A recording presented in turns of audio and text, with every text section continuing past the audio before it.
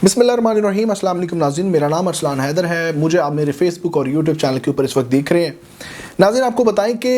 इस वक्त जो है वो सुप्रीम कोर्ट ने बड़ा अहम तरीन जो है वो खड़ा किया है, और 2 दिन की जो खामोशी है, यानी 2 दिन की खामोशी से मुराद ये कि 10 तारीख तक जो इलेक्शन कमीशन को फंड्स मिल जाने चाहिए थे हुकूमत की जानिब से, वो नहीं मिले, और इलेक्शन कमीशन की तरफ से रिपोर्ट एक जारी करनी थी जो सुप्रीम कोर्ट के अंदर जो है वो पेश करनी थी, वो उन्होंने जो है वो 10 तारीख तक नहीं जमा करवाई, और उसके बाद फिर 11 तारीख को जो वो जमा करवाई, और उसके बाद फिर आज जो है वो यानी 2 दिन के बाद जो है वो सुप्रीम कोर्ट ने जो है वो एक नोटिस जारी किया, और उन्होंने जो है वो ये वाज़े तौर पे कह दिया है। उन्होंने कहा कि अब अगर जो है वो जो इलेक्शन कमीशन को अभी तक जो फ़ंड जारी नहीं किए गए, तो ये क्यों नहीं फ़ंड जारी किए गए, इसके ऊपर जो है एक नोट बाकायदा तौर पर एक तहरीरी नोट जो है वो एक तलबी जो है वो उन्होंने सुप्रीम कोर्ट ने मांग की है। उसके अंदर जो है वो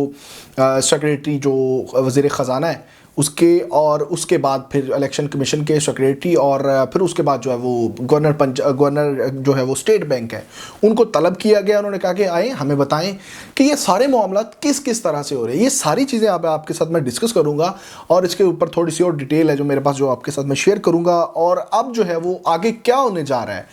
हुकूमत की क्या हिकमत अमली है, ये आपको बताना जो है वो आज ज़रूरी है। इसके अलावा आपको बताएं कि जो प्रैक्टिकल एंड प्रोसीजर बिल था जो पार्लियामेंट के अंदर जो पेश हुआ और फिर मंजूर हुआ, अब उसको भी चैलेंज किया गया। मुख्तलिफ जो है वो उसमें सहाफ़ी भी इन्वॉल्व है, समी इब्राहिम और गुलाम हुसैन और दीगर सीनियर सहाफ़ी इसके अंदर मौजूद हैं जिन्होंने इसको जो है चैलेंज किया है सुप्रीम कोर्ट में। तो अब वो भी उसके ऊपर जो भी है वो भी जो है वो लार्जर बेंच उसकी जो है कल से जो है वो समाअत करेगा, और ये बेंच बना दिया गया है, और लार्जर बेंच की जो एक सदारत है और जो क़यादत है वो जो है वो चीफ जस्टिस ऑफ पाकिस्तान करेंगे। इस बेंच के ऊपर जो है वो पाकिस्तान मुस्लिम लीग नून का क्या रद्द अमल है इस वक्त तक, यानी पाकिस्तान मुस्लिम लीग नून जो है वो क्या इस बारे में सोच रही है, या जिस तरह से पहले उन्होंने चीफ जस्टिस ऑफ पाकिस्तान के ऊपर जो है वो एलिगेशन लगाए कि ये तो पाकिस्तान तहरीक इंसाफ के जो है वो टीम मेंबर हैं, या हमें ये फैसला मंजूर नहीं है। तो ये सारी चीज़ें जो है वो क्या हैं, और अभी इनकी क्या सूरत हाल है, क्या समझते हैं, और क्या इनका रद्द-ए-अमल है इस तमाम तर जो वो कार्रवाई के ऊपर, ये आज आपको बताएंगे। और इसके अलावा आपको बताएंगे कि जो शहबाज शरीफ साहब है इनके ऊपर जो है वो अब जो है वो एक तो ऑब्वियसली बात है जो है वो नाअहली की जो एक तलवार है वो लटक रही है। इसके साथ साथ मुश्किल में इसलिए भी है कि फवाद चौधरी साहब ने जो है वो पाकिस्तान तहरीक इंसाफ की जानिब से एक जो है वो सुप्रीम कोर्ट के अंदर पटिशन दायर किया। उन्होंने कहा कि ये जो शहबाज शरीफ साहब है वज़ीर-ए-आज़म पाकिस्तान है, ये नवाज शरीफ साहब के ज़ामन थे, अभी तक वो वापस नहीं आए, तो इसके तमाम तर ज़िम्मेदारी जो है वो उसकी है, अपना शहबाज शरीफ की है। अच्छा, अब शहबाज शरीफ साहब के बारे में आपको बताएं कि जो बिल इन्होंने जो फंड्स देने थे अब वो अभी तक इन्होंने नहीं दिए, और आपको मैंने जिस तरह से बताया कि जैसे जैसे सुप्रीम कोर्ट ने जो है वो इनको तलब किया 14 अप्रैल को इन तमाम लोगों को कि भाई आएँ जवाब दें, बताएं कहाँ पे है वफाकी हुकूमत के पास पैसे क्यों नहीं है, यानी जो सेक्रेटरी जो इलेक्शन कमीशन है वो बताएगा कि जी हमें फ़ंड जारी नहीं हुए, तो फिर अगला बहाना होना था कि जी हमें फ़ंड्स नहीं थे, तो फिर वो वजारत ख़जाना से पूछते, तो फिर वो दोबारा जो है वो वेरिफिकेशन के लिए वो स्टेट बैंक ऑफ पाकिस्तान के गवर्नर के पास जाते। तो ये सारी चीज़ें बड़ा टाइम टेकिंग थी। तो सुप्रीम कोर्ट ने जो वो वक़्त की जो है वो पाबंदी और उसके जो है वो उसकी अहमियत को मद्देनज़र रखते हुए इनको इकट्ठे जो है वो 14 अप्रैल को बुला लिया, और उन्होंने कहा कि हमें बताएं ईच एंड एवरीथिंग कि ये फ़ंड जारी क्यों नहीं हुए, किसी भी तरह कहीं से भी ये फ़ंड हमें चाहिए। उन्होंने कहा कि सुप्रीम कोर्ट के अंदर जो है वो चीफ जस्टिस ऑफ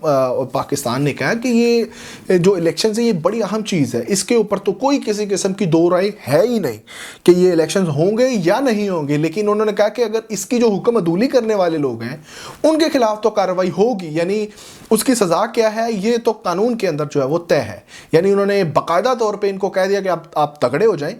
आप इलेक्शन तो करवाएंगे लेकिन साथ साथ जो है वो आप सज़ा के लिए भी तैयार हो जाए। अब ये इसके बाद जो है वो फिर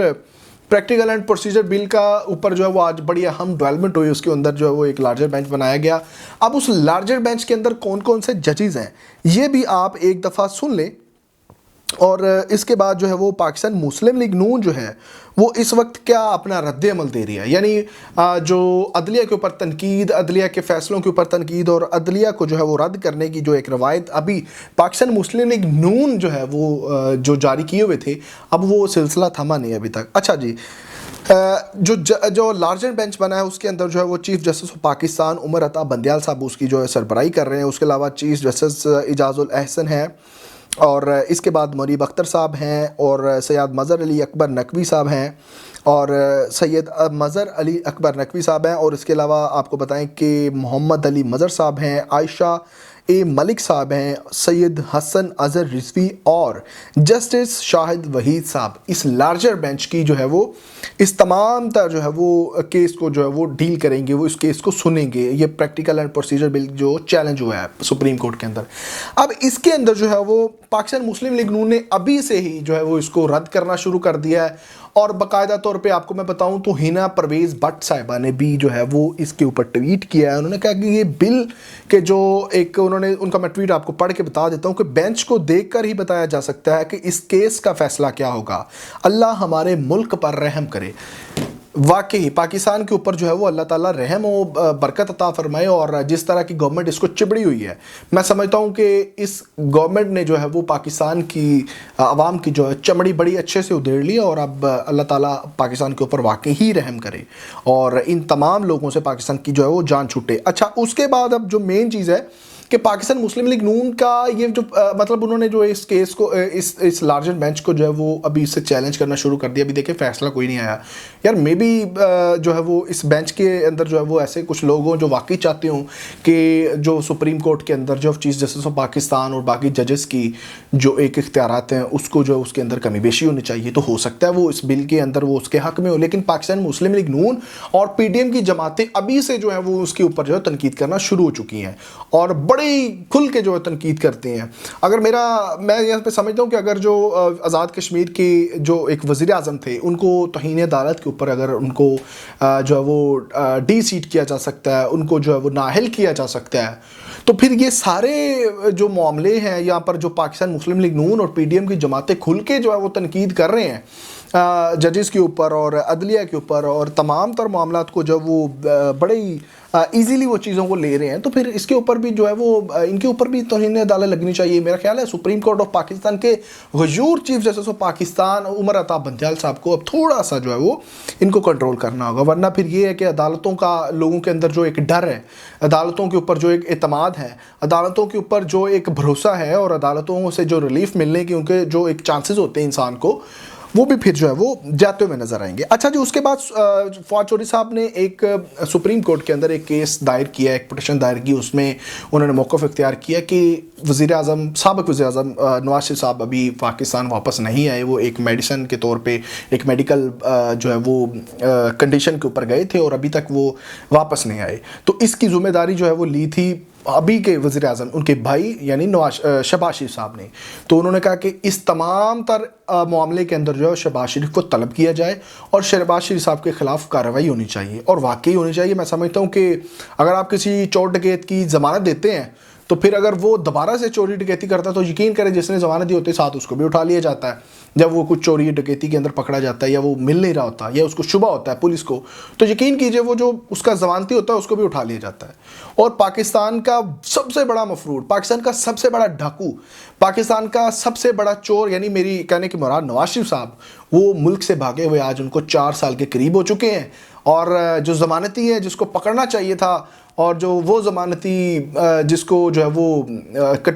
قانون کے اندر جو ہے لانا چاہیے تھا اور اس کو عدالت کے کٹہرے میں کھڑا کرنا چاہیے تھا, وہ اس وقت پاکستان کا اسلامی جمہوریہ پاکستان کا وزیر اعظم ہے, وہ ہیں شہباز شریف صاحب. اب ان کے خلاف کیس تو ہے, امید کرتے ہیں کہ یہ کیس جو ہے وہ جلد سے جلد نپٹے اور اس کے اوپر جو ہے باقاعدہ طور پہ جو ہے وہ اس پہ اوپر بھی کارروائی ہونی چاہیے. خیر, آپ کو میں ایک اندر کی بات بتا دوں کہ اس وقت وزیر اعظم پاکستان, اس وقت پاکستان مسلم لیگ نون اور پی ڈی ایم کی جماعتوں نے فیصلہ کر لیا ہے کہ شہباز شریف صاحب کو جو ہے وہ نااہل نہیں کروانا. اب شہباز شریف صاحب کریں گے کیا؟ یہ اب خود جو ہے وہ چپ کر کے استعفیٰ دے کے یہاں سے نکل جائیں گے. پھر وہ ساری پروسیس دوبارہ ہوگا, نیا وزیر اعظم آئے گا, اور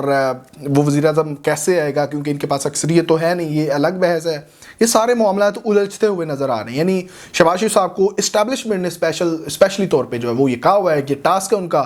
کہ جناب آپ نے زیادہ سے زیادہ ٹائم جو ہے وہ ٹیک کرنا ہے اور الیکشنز کو زیادہ سے زیادہ جو ہے وہ ڈیلے کروانا ہے. تو اب یہ سارے ٹیکٹس وہی یوز کیے جا رہے ہیں. اور شہباز شریف صاحب میں آپ کو بتا رہا ہوں، پھر آپ کو بتا رہا ہوں کہ ہو سکتا ہے کہ اس تمام تر کیس یہ جو